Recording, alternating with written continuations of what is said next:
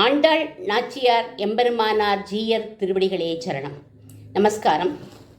இன்றைக்கு 2ஆம் திருமொழியில் 4வது பாசுரத்தில் முகில்வண்ணான்னு அழைச்சி அவனுடைய மேனி அழகையும், தாமரை கண்ணான்னு அழைச்சி அவனுடைய கண் அழகையும் சொல்லி எங்களுடைய சிற்றிலை சிதைக்காதே கண்ணா அப்படிங்கிறார்.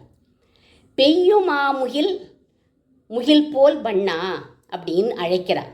மேகத்தை பாரு எப்படி இருட்டின்னு வருது, இதோ மழையை கொட்ட போகிறதுன்னு சந்தோஷமாக நம்மளாம் பார்ப்போம் இல்லையா?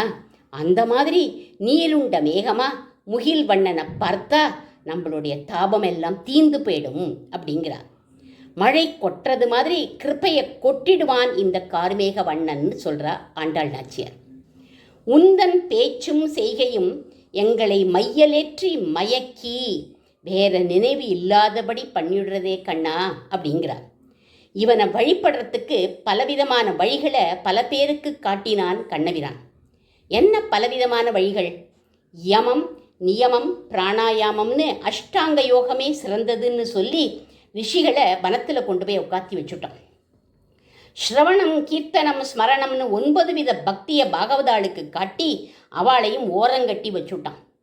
ஆனால் இவர்களையோ இங்கே வாங்கோடி குட்டிகளா அப்படின்னு சொல்லி பிரகசிதம் பிரிய பிரேம வீக்ஷணம் விகரணஞ்சதே தியான மங்களம் அப்படின்னு பேச்சும் செய்கையும் கடாட்சமும் தியானத்துக்கு சாதனம் அப்படின்னு சொல்லி லலிதகதி விலாச பல்குஹாச பிரணய நிரீட்சண கல்பிதோருமானாக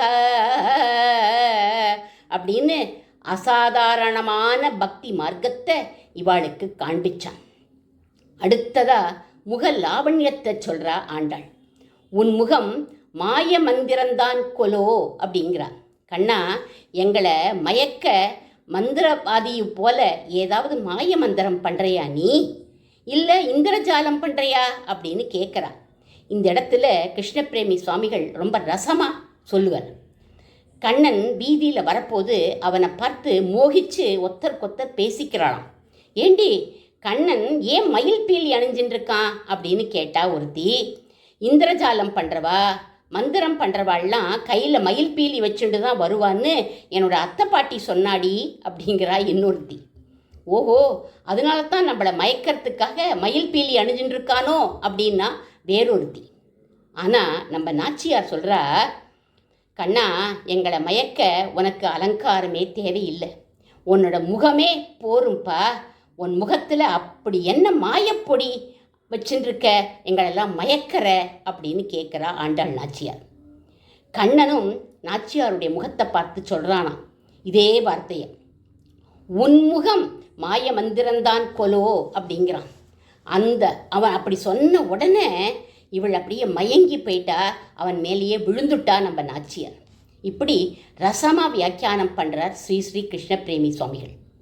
அடுத்ததாக கண்ணனுடைய கண்களை தாமரை கண்ணினாயின்னு சொல்கிறா. கருவிழிகள் பண்டு போல் அப்படியே அலையறதான், லேசாக கண்களில் ஒரு சிகப்பு தெரியறதான். அதுதான் புருஷோத்தமனுடைய லக்ஷணம் அப்படின்னு சொல்லப்படுறது. என்னுடைய கண் பார்வையை கூட பொறுக்காதபடி எளிமையான குட்டிகளாக இருக்கேளேன்னு சொல்லிண்டே சிற்றில் என்ன பண்ணிட்டான், சிதைச்சுட்டு போயிட்டான். அதுக்கு ஆண்டாள் பதில் சொல்கிறார். நொய்யார் பிள்ளைகள் என்பதற்கு உன்னை நோவ நாங்கள் உரைகிறோம் அப்படிங்கிறார். நொய்யார் பிள்ளைகள்னா வாயாடி பெண்கள்னு அர்த்தம். நாங்கள்லாம் வாயாடிகள் தான் கிருஷ்ணா. ஆனால் நாங்கள் பேசினா இந்த ஊர் மாமிகள்லாம் வம்புக்காராளாக இருக்கா. அவள்லாம் சொல்கிறா, சின்ன பையன் கண்ணன், அவனுக்கு அக்கா தங்கைகள்லாம் கிடையாது, அதனால அவன் உங்களோட விளையாட வரான், அவனை பிடிச்சு நீங்கள்லாம் தள்ளுறேடி அப்படின்னு சொல்கிறா அவள்லாம். ஆனால் கண்ணா, உன்னோட பேச்சும் செய்கையும் சின்ன குழந்தை மாதிரியாக இருக்குது, அதை நாங்கள் வெளிப்படையாக சொல்ல முடியலை. சொன்னாலும் இந்த மாமிகள்லாம் நம்ப மாட்டா, அதனால தான் நாங்கள் எதுவும் பேசலை கண்ணா. நீயோ ஏண்டி மோடி அப்படின்னு பேசி மர்மச்சேஷிதமெல்லாம் பண்ணுற. ஆனால் நாங்கள் உன் மனம் நோகும்படி பேசலையே, இனிமையாக ரசமாக தானே பேசுகிறோம். இப்படி நாங்கள் அடங்கி இருக்கிற போது நீ சிற்றிலை சிதைக்கலாமா? சிதைக்காதே கிருஷ்ணா அப்படிங்கிறார் நாச்சியார் இந்த பாசுரத்தில். ஆண்டாள் திருவடிகளே சரணம்.